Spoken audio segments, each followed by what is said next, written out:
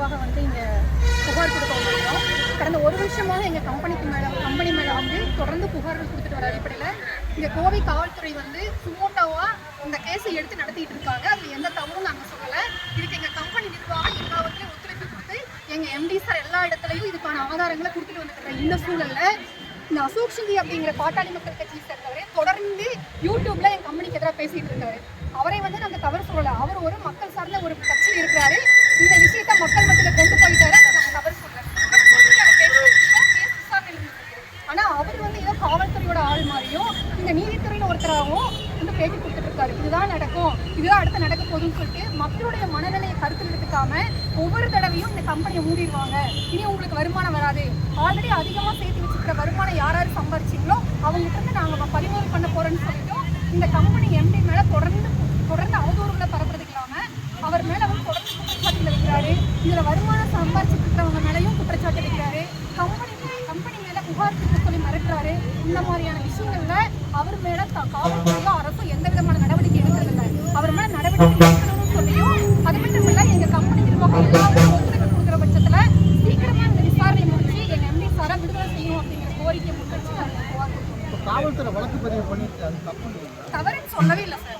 கடந்த 1 இயரா அவங்க என்னென்ன கேட்குறாங்களோ அதுக்கு தேவையான எல்லா எவிடன்ஸையும் சார் கொடுத்துட்டு இருக்காரு. பிஓடபிள்யூல இருந்து என்னென்ன டிபார்ட்மெண்ட்ல என்னென்ன தேவைப்படுதோ எல்லாத்தையும் கலைஞ்சிக்கிட்டு தான் இருக்காரு. கடந்த 1 வருஷமா போயிட்டு இருக்காரு. என்ன பிரச்சனை?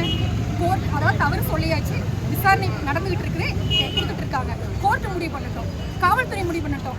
கோர்ட்டு வந்து இதெல்லாம் தவறு அப்படின்னு சொல்ற பட்சத்தில் அந்த தவறை நாங்கள் ஏற்றுக்கிட்டு அதில் மாற்றம் கொண்டு வரதுக்கு தயார்னு சொல்லி எங்கள் எம்பி பேட்டி கொடுத்துட்டு உள்ள போயிருக்காரு. அதுக்கு இடையில யூடியூப்ல போட்டோம், ஃபேஸ்புக்ல போட்டு எதுக்கு அவதூறு செய்யணும்? இந்த அவதூறு செய்யறவர் மேல ஏன் நடவடிக்கை எடுக்கல? யார் அவர்? எது போலீஸ் ஆளா, இல்ல கவர்மெண்டோட பர்சனா, இல்ல நீதித்துறையோட பர்சனா? யார் அவர்? யார் பறிமுதல் செய்யிருக்கு? அவர் யாருங்க? அவர் என்ன பொசிஷன்ல இருக்காரு? அதான் நாங்க கேட்கிறோம் சார். அதாவது வந்து பிப்ரவரி மாதம் அமௌண்ட்டு மார்ச்சில் வந்தது சார். மார்ச்ல இருந்து கேஒய்சி அப்டேட்டுக்காகவும் தேர்தல் விதிமுறையின் காரணமாக அது நிறுத்தி வைக்கப்பட்டுச்சு. கரெக்டாக ஜூன் 4ஆம் தேதி இன்னைக்கு ரிசல்ட் வர இன்னைக்கு எங்கள் கேஸ் வந்து ஹைகோர்ட்டில் பெட்டிஷன் ஆகுது. அப்போ எப்படி அமௌண்ட் தர முடியும்? அந்த பணம் கொடுக்குறவரு உள்ள இருக்காரு இல்லைங்களா? எப்படி பணம் தர முடியும்? விசாரணைக்கு எல்லா இடத்துலையும் கட்டுப்பட்டு நிற்கிறாரு. அப்போ அந்த விசாரணை உடனடியே முடிச்சு மக்களுக்கு தீர்வு சொல்றதை சொல்கிறோம். நாங்கள் வந்து உறுப்பினராக இருக்கிறோம். ஆமாம் சார், இல்லை பணமே போடலை சார். நாங்கள் ஒரு பர்ச்சேஸ் பண்ணியிருக்கிறோம். அந்த பர்ச்சேஸ் பண்ணனா எங்களுக்கு வந்து வருமானம் வரும்னு சொன்னாங்க சார். ஒரு ஃபுட் சப்ளிமெண்ட்ரி சார். எப்படி சார் அப்ரூவல் இல்லாமல் 3 வருஷமா எங்கே சார் கவர்மெண்ட் போச்சு? கவர்மெண்ட் அப்ரூவலோட தானே பண்ணுறோம், ஜிஎஸ்டி கட்டியிருக்கிறோம். என்ன சார் வேணும்? அந்த ஜிஎஸ்டியோட எவிடன்ஸ் கொடுத்துருக்காங்க. அந்த ஃபுட்டு அந்த சப்ளிமெண்ட்ரி எங்கே தயாராகி வந்ததுங்கிறது எல்லாத்தையும் கொடுத்துருக்குறோம். நாங்கள் கிட்டத்தட்ட 1050 ஸ்டோர் தமிழ்நாடு முழுக்க ஒர்க் ஆகிட்டு ரன் பண்ணிட்டு இருக்கிறோம். அந்த ஸ்டோரில் என்னென்ன பொருள் இருக்குதுங்கிறத நாங்கள் விசிட்டில் வச்சுருக்கிறோம். எல்லா ஸ்டோர்லையும் வந்து நாங்கள் வச்சு காட்டிட்டு இருக்கிறோம், அதை விற்றுட்டு இருக்கிறோம். அதை வாங்கி சாப்பிட்டவங்களோட ரிவ்யூ தான் எங்களோட ஏடை வந்துட்டு இருக்குது.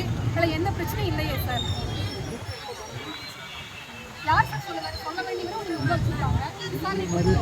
யார் சொல்ல முடியும் சார்? டைரக்டர்ஸ் ஆகட்டும், சார் ஆகட்டும், இந்த விசாரணைக்கு கட்டுப்பட்டு நீங்கள் எவ்வளோ நாள் வேணால் எடுத்துக்கோங்க, நான் உங்களுக்கு தேவையான எவிடன்ஸ் நான் கொடுக்குறேன், என்னை விசாரிச்சுக்கோங்க. இப்போ சமீபமாக வந்து கேஸ் வந்தப்போ கூட திருப்பி வந்து 1 வாரம் கேட்டாங்க. எந்த ஆப்போசிஷன் நான்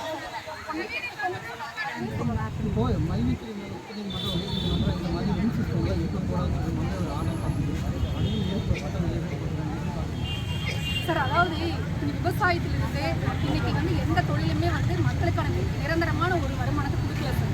இப்போ இந்த கணவனை இழந்தவங்க, விதவைகள், இப்படி நிறைய பேர், அதாவது வந்து நிரந்தரமான ஒரு வருமானம் இல்லாதவங்க ஒரு பர்ச்சேஸ் பண்ண வருமானம் வருதுன்னு சொன்ன அடிப்படையில் இதில் முதலீடு செய்யலாம். பர்ச்சேஸ் பண்ணி அவங்க வருமானத்தை எடுத்துக்கிறாங்க. நீங்கள் 40 பாக்ஸ் கொடுத்தீங்க தின்னாலும் கட்டாயம் கிடையாது. உனக்கு விருப்பப்பட்டால் சாப்பிடு, இல்லையா வச்சுக்கோ, எனக்கு வருமானம் வருது, நான் வருமானம் சம்பாதிக்கிறேன்னு சொல்கிறாங்க.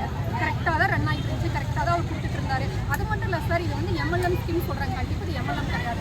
இது ஒரு விளம்பரத்துறையும் வர்த்தகத்துறையும் இணைஞ்ச ஒரு ஸ்கீம். கிட்டத்தட்ட 1 கோடி கஸ்டமர் உள்ள வந்துட்டாங்கன்னா இன்னைக்கு கார்பரேட்டுக்கு தேவை கஸ்டமர்ஸ் தானே. இந்த கஸ்டமர்ஸ் உள்ள வந்துட்டாங்கன்னா இந்த பிஸ்னஸ் வேற லெவலில் போகுது. இன்னைக்கு முதலீடுகள் இருக்குதுன்னு சொல்லிட்டு வெளிநாட்டுக்கு போகுது அரசு. பட் இங்கே தேசிய முதலாளியாக அவர் நிற்கிறாரு. ஏன் கார்பரேட்டும் அரசாங்கம் இதுக்கு வந்து எதிராக நிற்கிறாங்கிறதா எங்களோட கேள்வி. உள்நாட்டு சந்தையில தேசிய முதலாளிகளை ஆதரிக்க வேண்டிய அரசு ஏன் சார் வெளியிருந்து வேடிக்கை பார்க்குது? இவ்வளவு மக்கள் இருக்காங்க, 25 லட்சம் மக்கள் வந்து அங்க இருக்கிறாங்க. சீக்கிரமா இந்த விசாரணையை முடிச்சுட்டு நடக்குன்னா நடக்கு, இல்லைன்னா முடிச்சுன்னு சொல்லி கவர்மெண்ட் ஒரு ஆர்டர் போடலாமே. இன்னைக்கு சிஎம்க்கும் சரி யூஓடபிள்யூக்கும் சரி நிறைய எங்களோட பெட்டிஷன் போயிட்டே இருக்கு.